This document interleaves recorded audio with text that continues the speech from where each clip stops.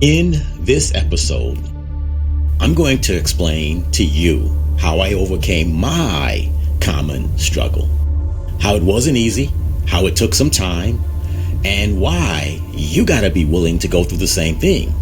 This is especially for you if you are like I was, and we're both stuck.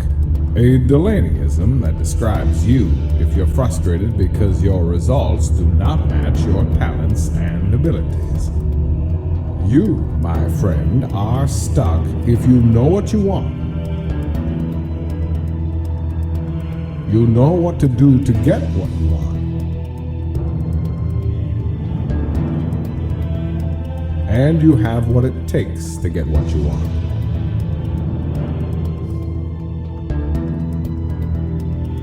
Yet you have very little of what you want because you are, in fact, stuck. I find it interesting that Mark A. Delaney is the only trainer I know of that deals with this punishing problem. Won't you join me as Mark creatively portrays the frustration that goes along with being stuck?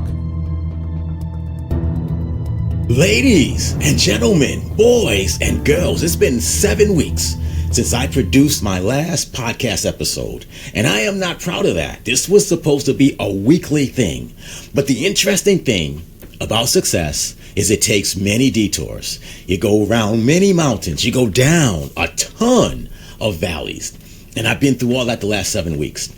That is no excuse, however, for me not producing a podcast every week.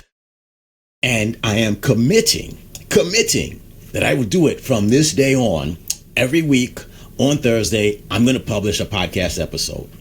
But the 7 weeks I went through was trying to decide who I wanted to be when my podcast grows up, what I wanted to do, who I want to appeal to. And I'm going to explain some of that journey to you today. And I hope that whatever it is you're trying to accomplish, whatever your common struggle is, you'll realize it's not an easy thing, overcoming a real struggle. And you got to stick with it. So it was April. So there's this woman that her name was Sophia. She played on a show called The Golden Girls. She was something like 70 something years old. And she used to say, picture it, Rochester, New York, April 22nd, 2025. That was the day that I changed my trajectory of my life. It was the day I didn't do anything, but I made a committed decision. And what I committed to was that I was no longer a cancer survivor. See, way back in 2023, I was diagnosed with prostate cancer. Through 2020, the first third of 2024, I went through cancer treatment. I was starting to recover, and for some reason in August of 2024, cancer treatment or cancer kicked my ass. I felt like crap for the second half of the year. And in January of 2025, I declared I'm a cancer survivor. And I felt like crap. Literally, I felt like I had no energy, I had no drive. So finally, on April 22nd, I made another decision. And that was I kicked cancer's ass. And from that moment on, I feel like a different person. So the first thing I want you to know about the cure for any struggle is a decision that mentally you're not going to allow the struggle to be your way of life. So I know I meet a lot of people, they go through something and they're never the same. I didn't want to be that. Now, I still can't run as fast as I used to, still can't run as far as I used to, but I can still run. I can still run for miles. I'm still about 10 minutes a mile. I can still do chin-ups. I can still do push-ups. So I got no reason to be down. And I decided on April 22nd, I wasn't going to be down anymore. So then the issue became, how do I make money? And, one of the interesting things is that I am 65 years old. I became a senior citizen since my last episode. And people tell me that I look in my 40s, and I never get tired of hearing that. So feel free to say it anytime you want. But the one part of my life I've taken care of is my body. And that allows me at 65 to be able to live like I'm 23. And so one of the things that I've decided since my last podcast episode is, I have the brain, the mind, I have the experience of a 65-year-old, but I got the body and I got the energy And I got the life restart of a 23-year-old. So I want you to picture this. Imagine if you could be 23 today and know everything you know about life, about problems, about success, about failure, about people, about how to use your money better, about all the stuff, all the traps that you've fallen into. Imagine being 23 and knowing that and not doing it again, hopefully. Hopefully you did learn that. So that's where I see myself. But I also understand the work required, how to overcome obstacles. I also got a lot of experience in doing good things and great things. So I'm 65. I'm starting all over at 23, but I got a lot of life experiences, literally 42 years of life experiences that I can bring back into my 20s and start all over. And I thought, why do it alone? Why don't I bring you with me? However old you are, why not see that you're starting all over, but with a different sort of a perspective on life? And one of the things that I am is I'm really good at seeing patterns. And so I understand how one move takes you in a direction either you want to go in, keeps you where you are, or takes you in the wrong direction. Like, I get those things. And so at 23, I am starting something called the Ending Mediocrity Movement. And the Ending Mediocrity Movement is where I help people end the mediocrity in their lives. Now, when you hear me say that, you could think, oh, well, compared to so-and-so, I'm not mediocre. Compared to this population of people, compared to 50% of the population, 10% of the population, I'm not mediocre, Mark, so this is not for me. And I get that. But I'm not comparing you to anyone else or me to anyone else. What I want people to do is compare the life they have with the life they want. Maybe even the life they expected to have. But mostly the life they believe they are capable of creating. And so that's what the movement is about. The cure for the common struggle is to understand that it's first admit and acknowledge and understand that if you're not living the life you want, you are who I'm talking to. You are mediocre. And I want to end that mediocre in your life. So the first step to ending mediocrity is to admit, I'm kind of mediocre. And I had to do that. I did that on April 22nd. I said, my life's mediocre. And so then I decided, okay, so how do I do that? Now, I have a lady, and I'm crazy about her. And one of the things that happens when you live a mediocre life is you don't adequately prepare for retirement. You don't have enough money to retire. And so at 65, my chronological age, I don't have enough time to build a retirement fund that compound interest over decades. Because in decades, I'll be 85. And so I need to do something drastic. And drastic's the wrong word. Massive is the word I'm looking for. I can't get a job. I can't save slowly. I got to do one of two things. I got to create something that I can sell for hundreds of thousands to millions of dollars. And number two, I got to create something with a huge residual income potential. So just starting a business and just being a coach or just doing something where I get paid per transactions, that doesn't work for me. Because I'll be doing that for 10, 15, 20 years. Maybe living the life of a 23-year-old, but I want to retire in 4 to 6 years. And I want to retire with $1 million. And I know that sounds like a pipe dream, but without pipe dreams, we wouldn't have Uber, we wouldn't have Amazon, we wouldn't have so many things. Pipe dreams create realities. And so I got one. So here I am. I want to create something that will produce a huge amount of income and be sellable and scalable. And I don't mind doing a talk a month in someplace exotic if people want to pay me to do that. So I need to create something special. And this is why I'm starting the Ending Mediocrity Movement. And I'm not telling you this because I want to tell you my story. I'm telling you this because I want to help you do the same thing. So how do you kick off a movement? Oftentimes, it's you're in the right place at the right time or the wrong time, and all of a sudden you get notoriety. And what you do with that notoriety can either become a movement, it become an embarrassment, or it can just go away. I don't want that to happen to me because I don't want something bad to happen to me. I want to create it on my own. So I'm writing a book, and the book is called Creating Greatness, then Raising Greatness for Generations. And this is a book to you if you're a parent raising children. The younger your children are, the younger you are, the more helpful it will be. But let's say you're 35 years old and you got a 2-year-old rugrat running around. And maybe you got another one on the way. What would your life be like if you had a guide to help you eliminate your mediocrity, taught you how it was done, and from the beginning, you taught your children how to not ever become mediocre? So I got to tell you, I think 80% of us live mediocre lives in at least 2 areas of life. So when I say that, what do I mean? Well, we've got a health, right? That's one area. We got a career, what we do to make money. We got our finances, what we do with the money we make. We have our relationships, marriage, family, children, and we have a spiritual life. And we can claim mediocrity in other places like recreation, our hobbies, and stuff like that.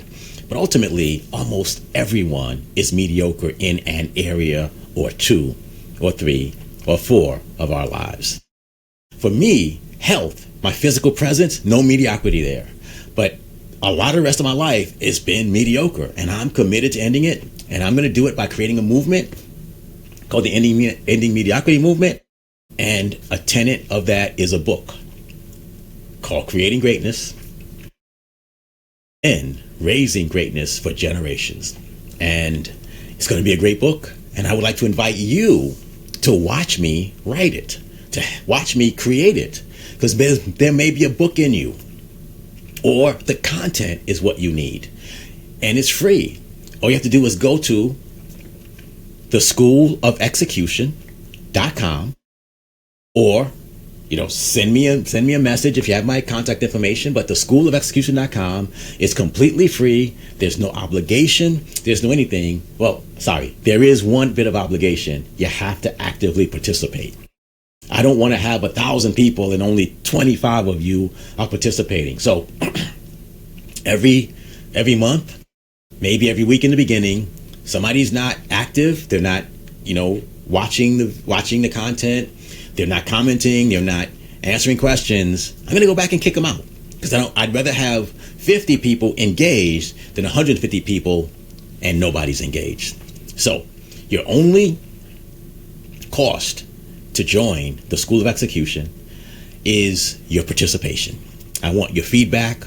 I want you to answer questions. I want you to tell me what you think about the content as I produce it.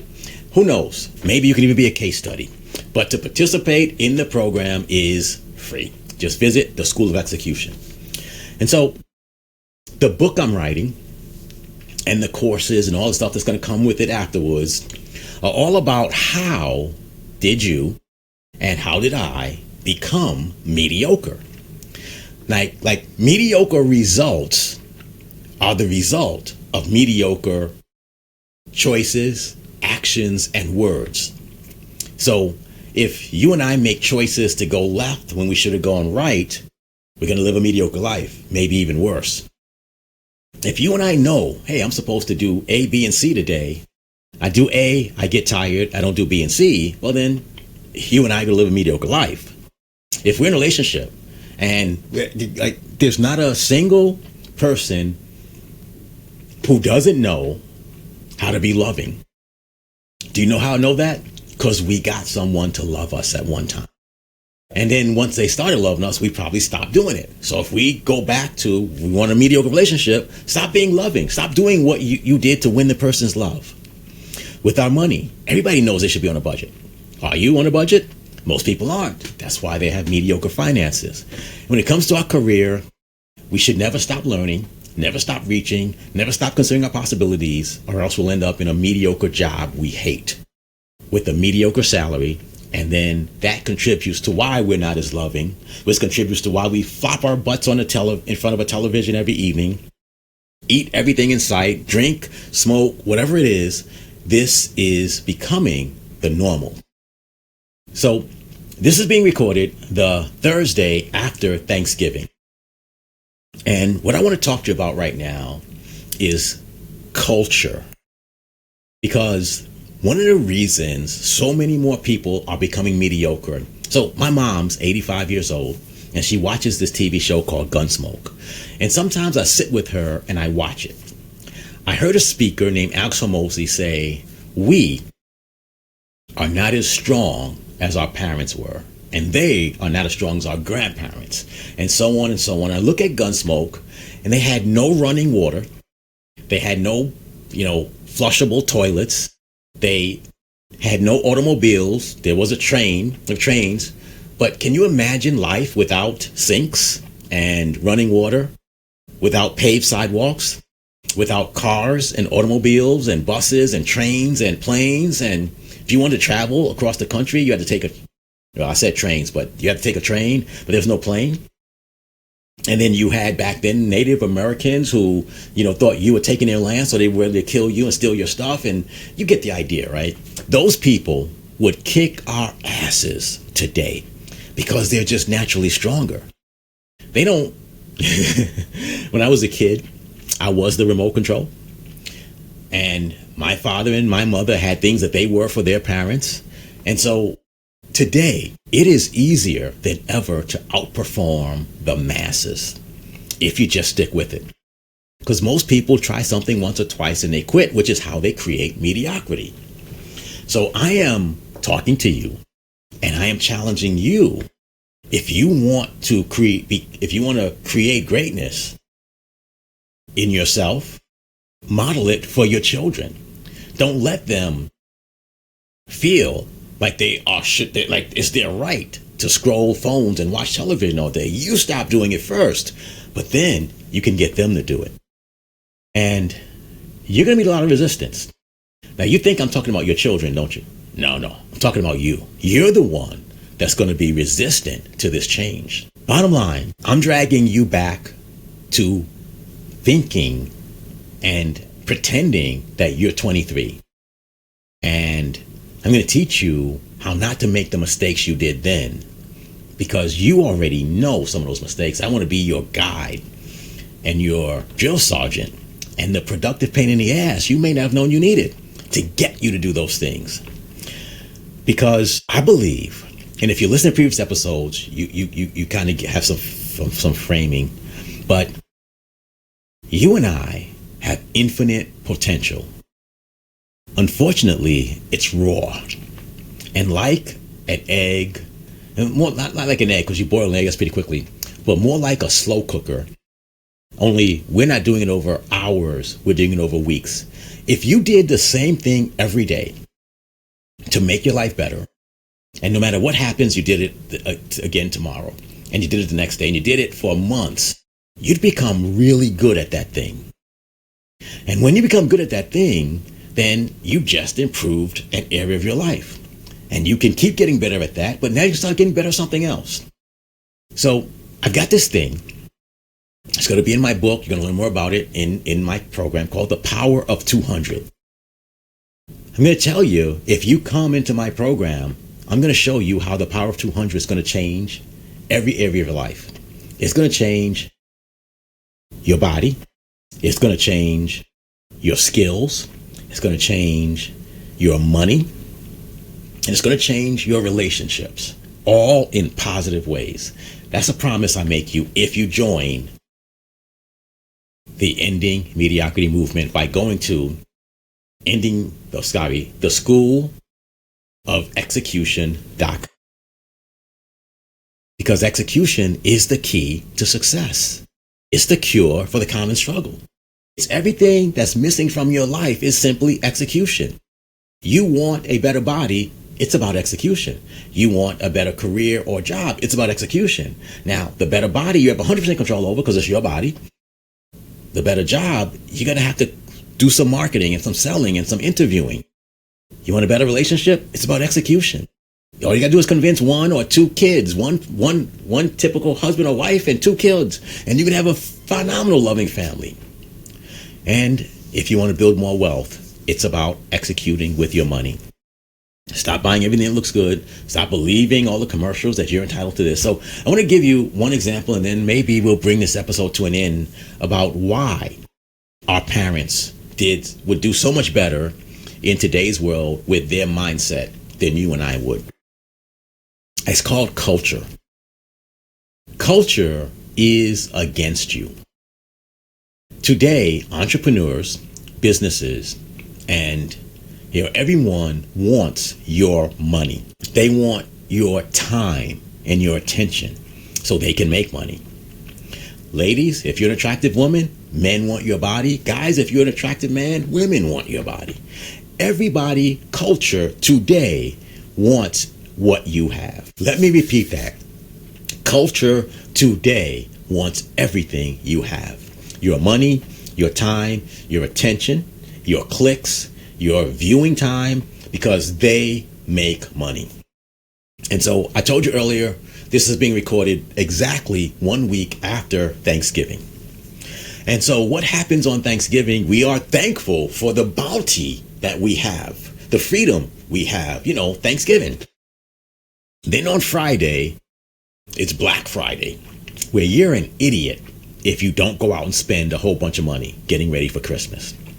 And then there's, Cyber Saturday, where you're supposed to go online and spend some more money on stuff. And then Sunday is a day of rest. Thankful Lord, rest. But on Monday is Small Business Monday, where you're supposed to go out and spend more money. And then, if you have any left, it's Giving Tuesday, where you are a selfish piece of crap if you don't give away what little bit of money you have left. Culture, designed to get you to give everything you have to make other people's lives better instead of investing it in your life to make you better. I want you to think about that. And so, am I saying you shouldn't buy anything? Am I saying you shouldn't give to causes you care about? Am I saying you shouldn't support people who support you or things that you believe in? I'm not saying that. But our culture wants, literally, look at the laws and how much things have changed. Gambling, legal just about everywhere. People want you to gamble because statistically, you're going to lose. Ever look at the casinos or the houses where there's gambling? Much bigger than the house you live in, right? Because people don't go there to win. They go there to lose. They just don't know it. Marijuana or cannabis is legal. They want you inebriated. Culture wants you inebriated. Gambling, get inebriated and go gambling. That's not a good combination. Culture wants you to spend all your money because you deserve it. After all, membership has its privileges. You get to go to special places and spend your money. And they make you think that you're cheap if you're not willing to stay and keep up with the, quote, Joneses. Now, that was a saying from the 70s, keeping up with the Joneses.